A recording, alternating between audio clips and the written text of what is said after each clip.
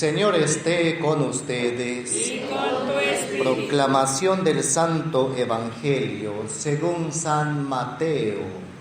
Gloria a ti, Señor.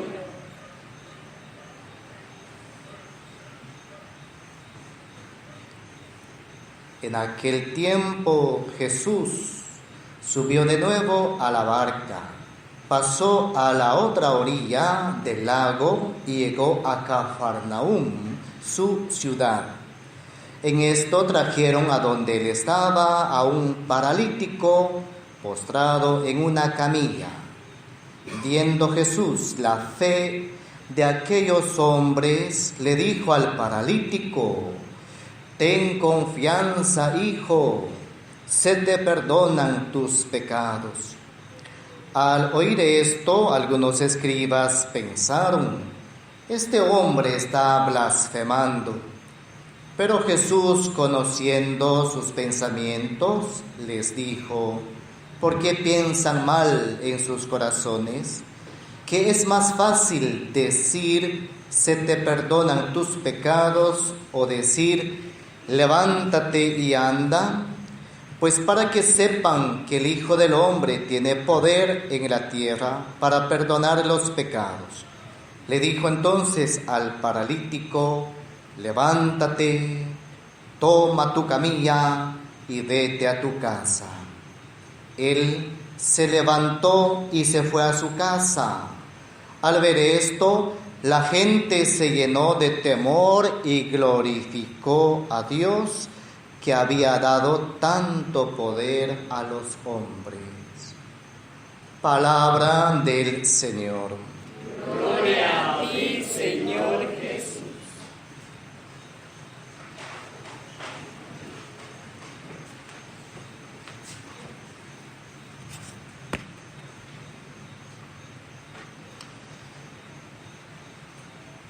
Voy a hacer un pequeño comentario a la lectura primera por razones de algunas cosas que lastimosamente el católico hace, pero que no están como ya en la línea de la fe que nosotros tenemos, que es Jesucristo. Dios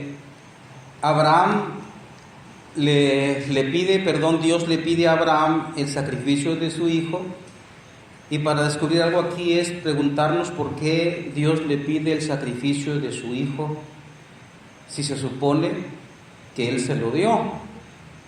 Pero otra pregunta es por qué a Abraham no le pone nada de resistencia.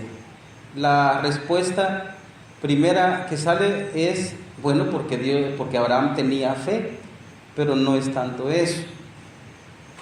Pero bueno, lo que quiero decir con eso es que en los pueblos antiguos, por lo menos es la respuesta que conozco, en los pueblos antiguos era como muy común, como muy natural que los padres sacrificaban a los hijos por alguna causa. Era una práctica muy común. Por ejemplo, de hecho, no solo los pueblos antiguos bíblicos, el pueblo antiguo bíblico, sino pueblos de manera general. Por ejemplo, hay una de esas, digamos, una huella de esos sacrificios humanos en el libro de los jueces, un tal Jefté, que él le pide a Dios ganar la batalla, y entonces ofrece la primera persona que se le aparece al regresar de la batalla, y para tristeza de él, la primera que sale cuando regresa de la batalla es su propia hija, y entonces él se lamenta porque tiene que sacrificar a su propia hija. Pero el escándalo es, digamos, en el tiempo de hoy es, especialmente en los enemigos de la iglesia, hay un científico muy renombrado a nivel global hoy que hace este comentario: ¿cómo yo voy a creer en un Dios sádico que pide sacrificios y que pide que le adoren a Él como un narcisista? Dice él, va así con cara de drama, ¿no? Como digo, lo que pasa es que en ese tiempo había una práctica común. Y precisamente por eso es aquí donde no es la respuesta de que porque Abraham tenía fe, sino que era como muy común que los dioses, entre comillas dioses, pues pedían sacrificios a sus seguidores, como digo, para ganar una batalla o para establecer una ciudad, cosas por el estilo. Entonces Abraham precisamente por eso no opone resistencia. Pero en cuanto que cuando levanta la mano Abraham para sacrificar a su hijo, entonces Dios lo detiene. Eso tiene mucho significado para nosotros. ¿Por qué? Porque Dios no nos está pidiendo sacrificio. Dios no pide sacrificios, es decir, sacrificios humanos literales. Entre nosotros los creyentes hay una objeción también que viene del mundo ateo, que viene del mundo también de los enemigos de la iglesia, ¿va? De que, ¿cómo así que Dios pide sacrificio?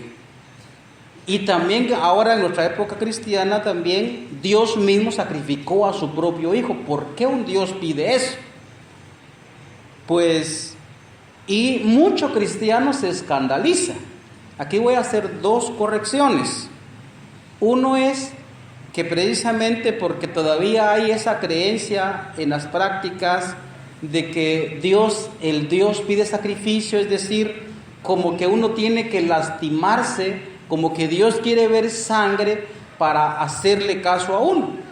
Es decir, el sacrificio en esos pueblos antiguos, como el mismo pueblo bíblico, era una especie de negocio.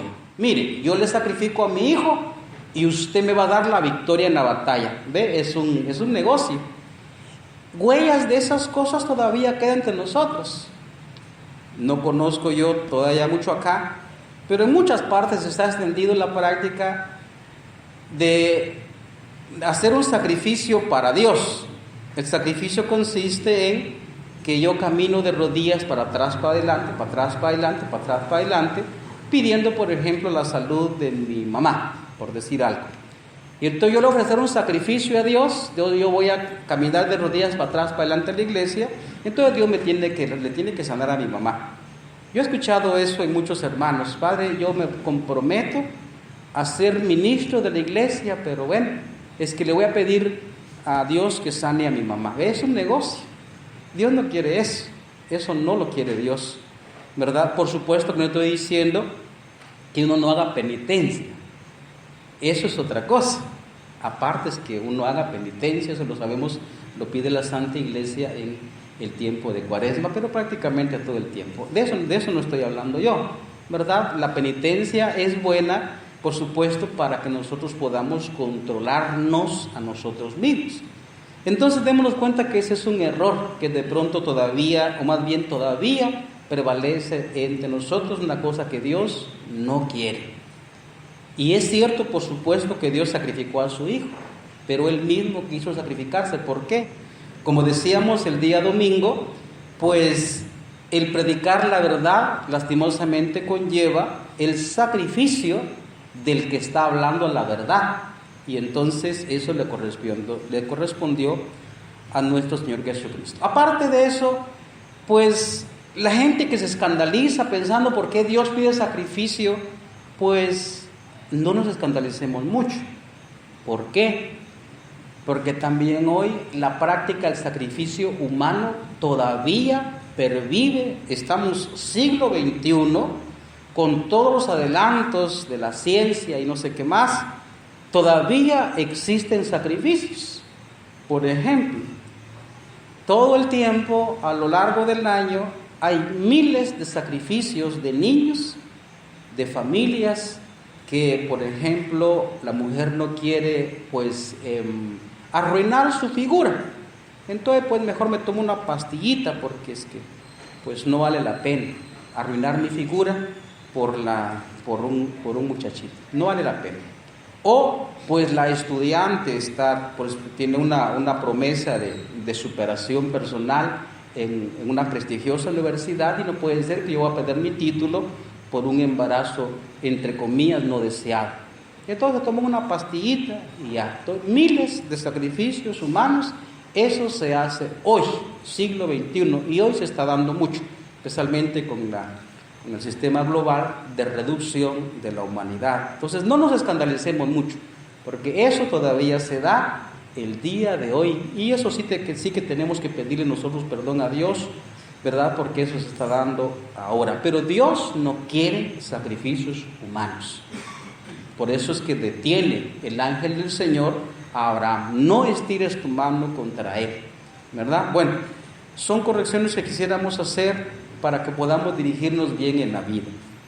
Segundo, espero no estirarme demasiado, pero sí me interesa mucho comentar un poquito el Evangelio. Me interesa bastante.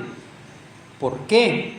Bueno, porque decía el estribillo de la Aleluya: Dios ha reconciliado consigo el mundo por medio de Cristo y nos ha encomendado a nosotros el mensaje de la reconciliación. Hoy lastimosamente se ha perdido mucho el sentido de pecado, y entonces hay mucha gente que ya no se confiesa porque pues no le ve como sentido a eso, y eso si me perdona, ¿yo qué saco con eso? La gente no ve diferencia entre si me confieso o no me confieso. La gente no ve diferencia. No sé si ustedes notan la diferencia. Si ustedes, bueno, yo hago mucha propaganda, algunos conversos, les cuento una cosa, que yo soy muy apologeta, ¿padre? ¿Y eso qué es? Bueno, es alguien que defiende la fe en torno a la doctrina protestante. Entonces yo le hago mucha propaganda, mucho converso, especialmente de algunos. Usted observe, le recomiendo que escuche el testimonio de conversión del famoso predicador ex protestante Fernando Casanova. ¿Cómo describe él su primera confesión siendo él ministro protestante? Si usted lo escucha, ahorita que estamos en la época de la modernidad y en la época de las plataformas de redes sociales, usted ponga en YouTube pues testimonio de conversión de Fernando Casanova, usted se va a dar cuenta de que él se convirtió por una confesión. Y cuando él se confesó, él lo describe impresionante, ¿va? Él dice que quería que el ministro, es decir, el sacerdote, fallara. Él quería que aquel ministro fallara. Pero de pronto, cuando salió del confesionario, él decía, hasta hace un ruido así de gozo, ¿no? Y él sentía que se elevaba por los cielos, porque ese cuerpo que antes, cuando entró al confesionario, iba pesado. Cuando él salió del confesionario, eso parecía peso pluma y él sentía que se elevaba por los aires. Usted, como yo, percibimos la diferencia que hay entre confesarnos y no confesarnos. ¿Usted lo percibe o le da igual confesarse y no confesarse? La razón es la siguiente. Como decía mi formador, el padre Juan Pablo Torreviarte, cuando estaba en el seminario, el problema de la digamos, como, ayúdame Señor para expresarme, de que no encontramos nosotros la diferencia en lo siguiente. Él ponía un ejemplo: el pez no sabe que está en el agua hasta que lo sacan del agua. Y entonces, como nosotros, la mayoría de nosotros hemos sido bautizados desde muy chiquiticos, de bebés, ¿verdad? Y entonces uno creció en la gracia, entonces uno como que no le halla la diferencia entre muchas cosas, o el hecho de crecer mismo. No le hallamos esa diferencia. Mire, se lo voy a probar.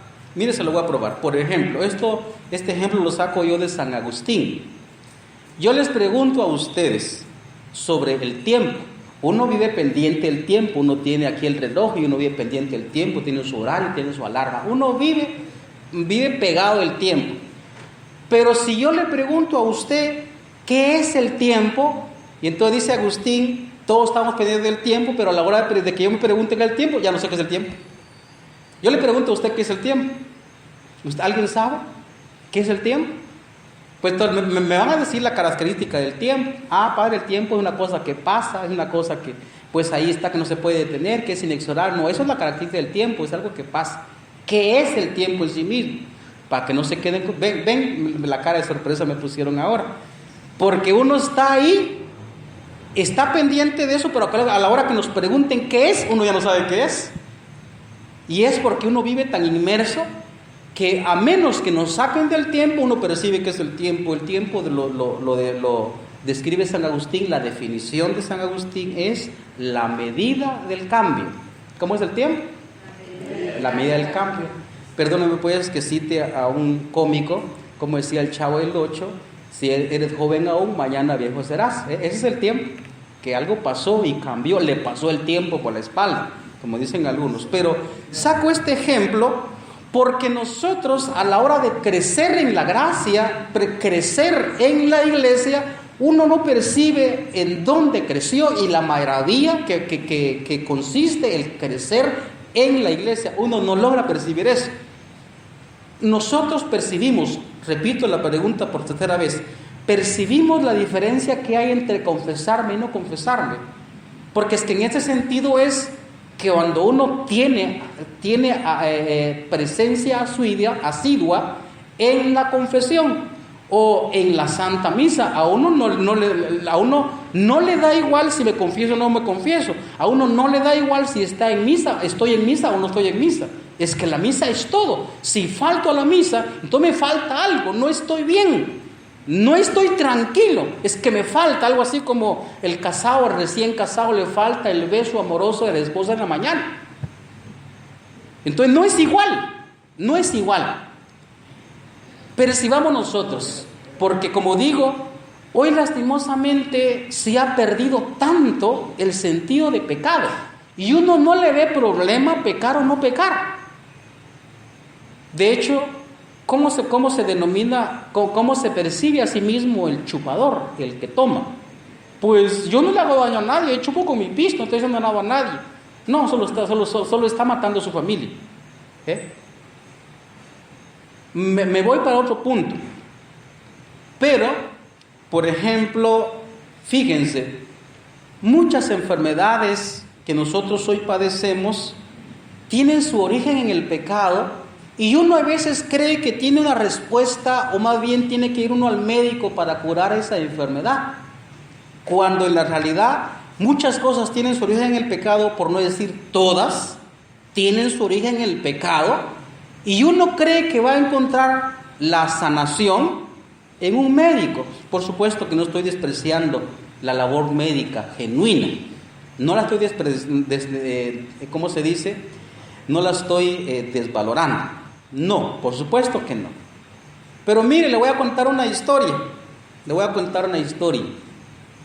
Un padrecito, y eso lo escuché aquí de un doctor, aquí en Guatemala por supuesto, pero en mi diócesis, y se lo escuché decir también a un sacerdote colombiano, exactamente la misma historia. Un padrecito, me contó un doctor, un padrecito resulta que estaba pues consultando a su médico porque sufría tensión, dolor de cabeza, dolor de corazón, no sé qué, y entonces el padre pues se sentía como muy mal y entonces pues iba al médico a chequear, saber qué le pasaba. Y entonces el doctor le mandaba a hacer un examen de esto y examen del otro y no sé qué y no sé cuándo, y todo estaba bien, maravilloso. Padre, usted no tiene nada. No, ¿cómo así, doctor? Si yo me siento mal. No, tiene que haber algo. Y el doctor, bueno, pues porque eres el padrecito, entonces lo atendía muy bien, ¿va? Entonces se le ocurrió al doctor, al médico, él me lo contó. Entonces decía, padre, usted cuénteme su rutina de vida. Y entonces ese padre empieza pues, y uno como el padre es muy hablador, ¿va? Y ese padre echó su discurso, pues, y todo lo que hacía en el día, el lunes, el martes, el miércoles, el jueves, y toda la semana, ¿no? Y todo el mes. Y resultó de que ese padre, pues, en el tiempo que tenía libre, prácticamente todo les pasaba escuchando noticias.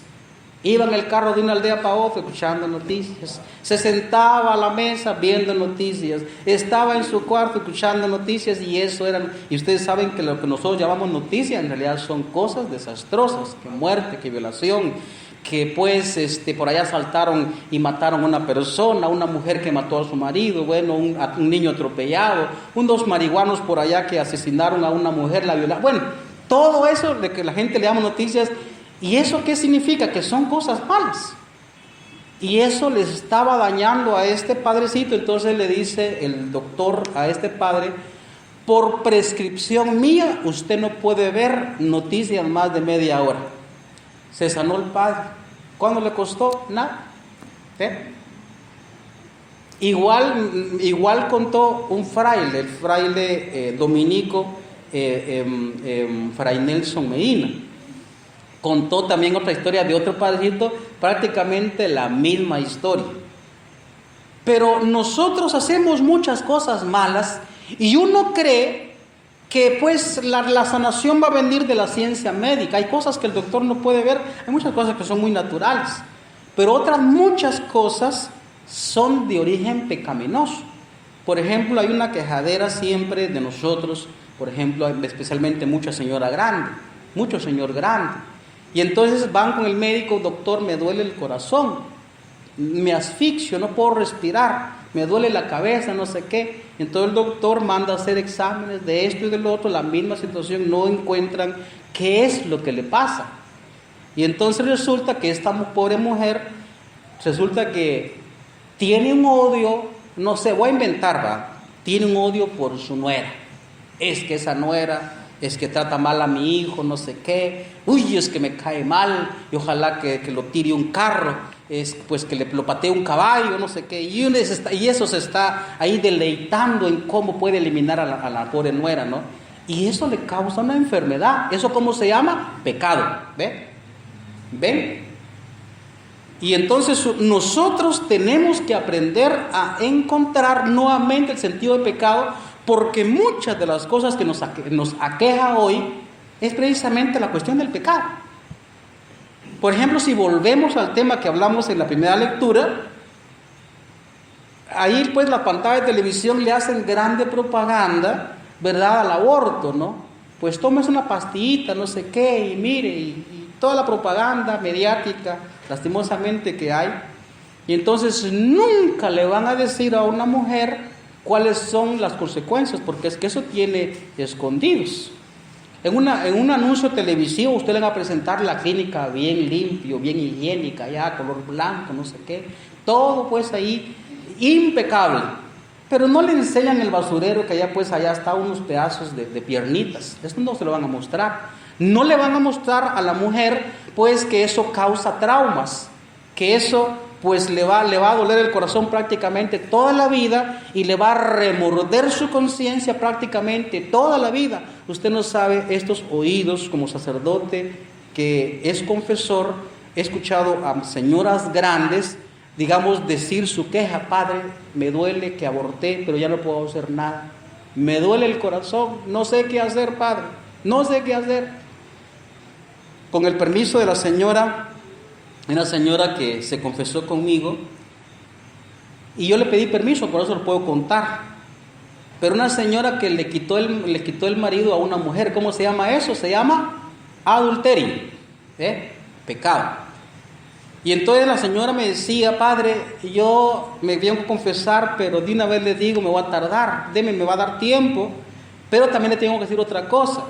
Yo me vengo a confesar sabiendo que mi vida no tiene solución. Me vengo a desahogar porque estoy esperando también la muerte, pero también quiero reconciliarme con el Señor.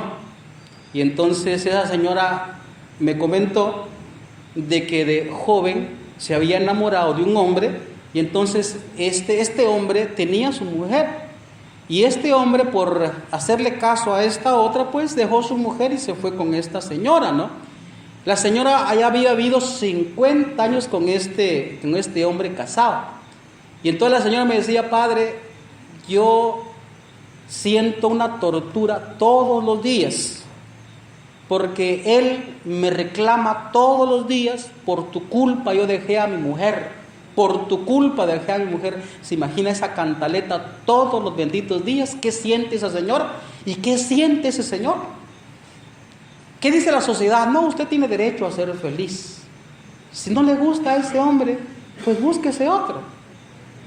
Eso lo dice la novela. Tú tienes derecho a ser feliz. Haz lo que nazca en tu corazón. Sí, pues, pero eso se paga caro. Y entonces va con el médico esta pobre señora, pero ¿Cuál tu médico? ¿Qué va a encontrar el médico ahí?